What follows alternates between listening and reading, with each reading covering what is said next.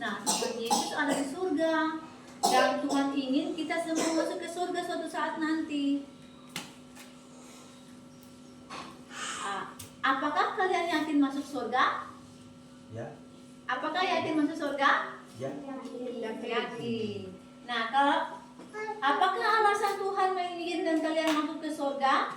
Banyak orang berkata kita harus taat kepada orang tua, rajin sekolah minggu, rajin berdoa, dan melakukan semua kebaikan lainnya. Nah, untuk tahu hilang kosongnya kita baca di ayat ini tadi. Aku, Tuhan Yesus, memberikan hidup yang kekal kepada mereka, dan mereka pasti tidak akan binasa sampai selama-lamanya, dan seorang pun tidak akan merebut mereka dari tanganku. Seperti kita berjabat tangan Mama Ibu Rina sama siapa? Kakak Sandra. Andai kan tangan Ibu Rina adalah tangan Tuhan Yesus, tangan Kakak Sandra begini adalah tangan manusia. Ingat, tangan Tuhan Yesus itu bagaikan tangan Ibu Dina. Ini lebih kuat dari semua kekuatan dunia. Tatkala kita percaya Yesus, maka Tuhan Yesus pegang kita pun tangan. Dan Sandra pegang Ibu Dina pun tangan selama 5 menit, bisa toh? 1 jam? Bisa. 5 hari sama makan minum? Bisa. Bisa baca dulu? Sandra lepas toh? Ya. Tapi ingat, Tuhan Yesus punya kekuatan lebih kuat dari semua kekuatan di dunia. Kalau kita percaya Yesus, Yesus pegang tangan kita.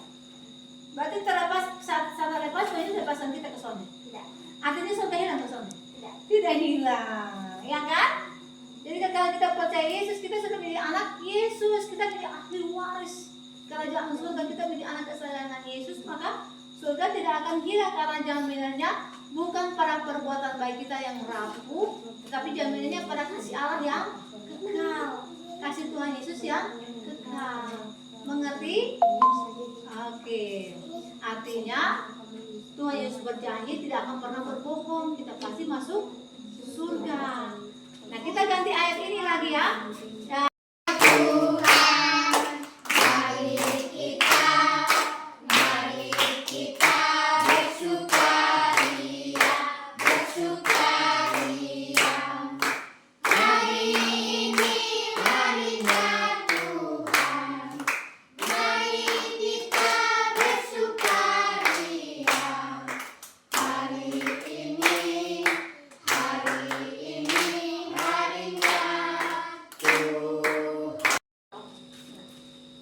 Nama siapa? Perkenalkan nama dulu.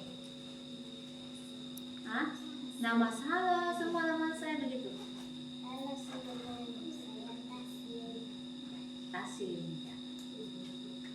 Silakan. Yesus 2 ayat 8 dan 9. Sebab karena kasih karunia kamu diselamatkan oleh iman. Itu bukan hasil pekerjaanmu, itu bukan hasil usahamu, tetapi pemberian anak. Itu bukan hasil pekerjaanmu, tetapi pemberian anak. Oh, berarti belajar lagi. Agak lecet sedikit ya.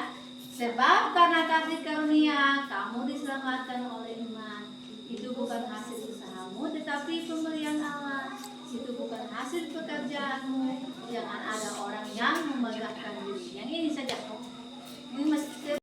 Bapak suruh datang ini. Ya. Yesus 2 ayat 8 dan 9. Sebab karena kasih karunia kamu diselamatkan oleh iman.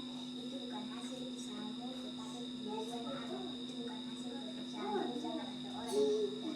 Wih, kita tepuk tangan dulu. Ayo, aduh, pintar sekali. Ya. Nah, Nama saya lagi saya katakan.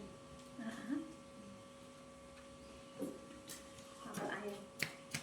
Yohanes 6 ayat 47. Aku berkata kepadamu, sesungguhnya barang siapa percaya, ia mempunyai hidup yang kekal. Tepuk tangan dulu. Untung dan rugi.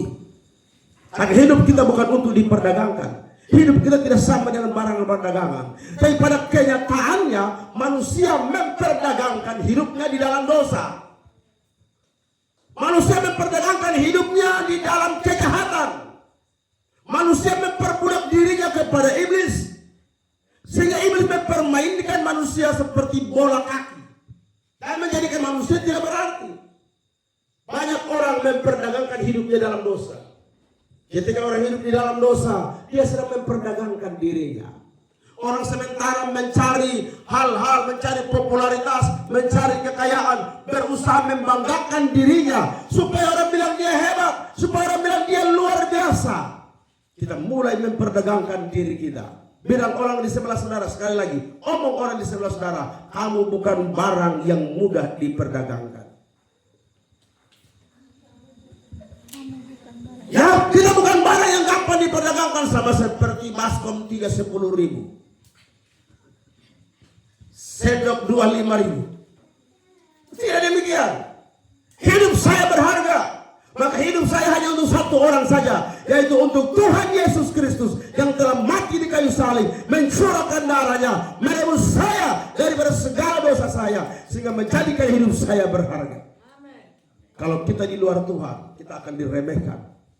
Dunia tidak akan memperhatikan kita, tidak akan melihat kita. Jangankan di dunia, di dalam gereja sendiri orang tidak saling suka. Di dalam gereja sendiri orang berusaha untuk saling menjatuhkan satu dan yang lain, menganggap dirinya lebih berharga daripada orang lain.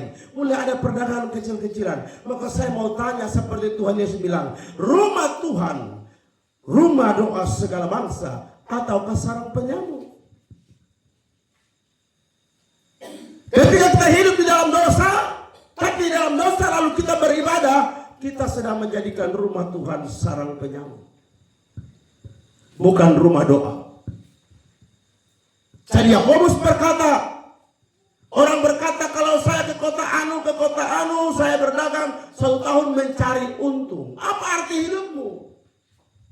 Banyak orang yang melalang buana di tengah-tengah dunia tidak jelas. Jalan ke sana kemari tidak jelas. Mereka lari menjauh dari Tuhan tidak jelas. Mereka sedang dipermainkan oleh dosa. Mereka sedang digina-bobokan oleh dosa. Dosa menampakkan hal-hal yang manis.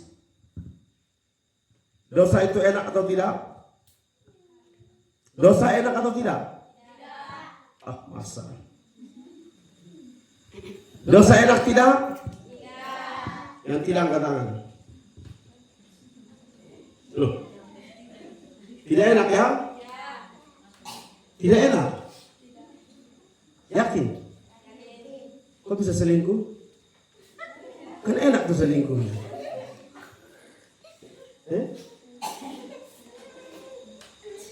Kok belum bisa move on?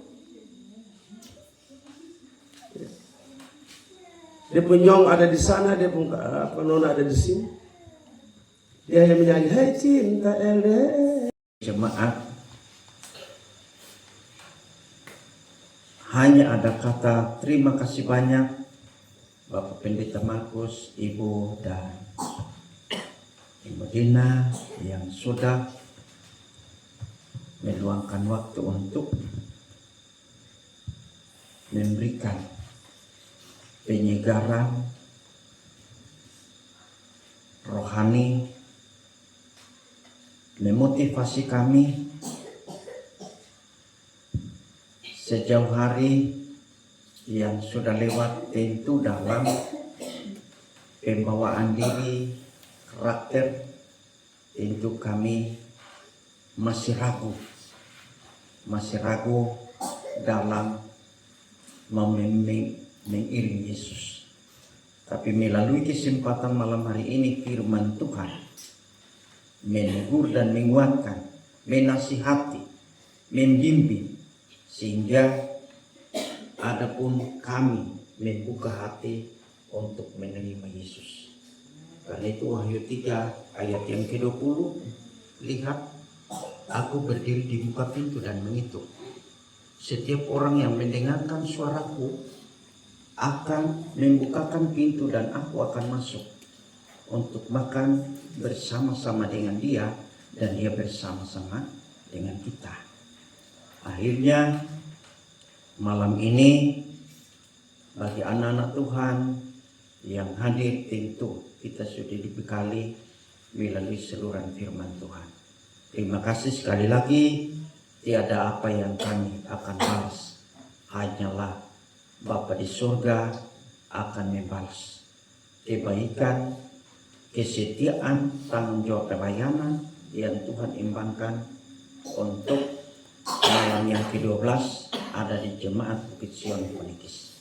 Dan selanjutnya dalam pelayanan penghujung pasti ada penutupan tanggal 30 di Jemaat Orait Laporan Kopal. Sekian dan terima kasih. Tuhan Yesus memberkati. Saya kembalikan.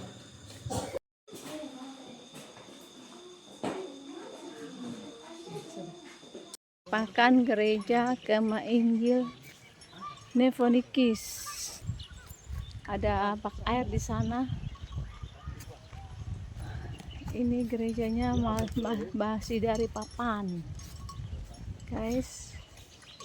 Dan ini gembala jemaatnya, Bapak. Ini yang bantuan salib ya Pendeta dari sini. Bapak wilayah.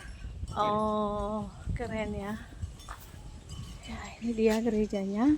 Malam dia menyala ya. Ini belum cok. Gereja Gema Injil Nefonikis.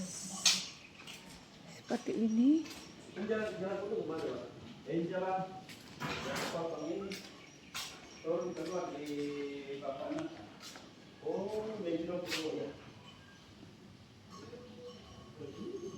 Terima kasih Mama su masak enak buat ketonge. Nih.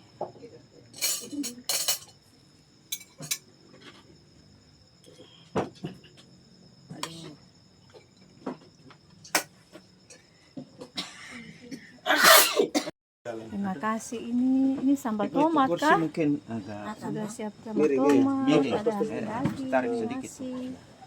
Mempada dulu di sini Kita tidurnya. makan. Ya. Tahun 2012 Bapak ya? Iya. 2012.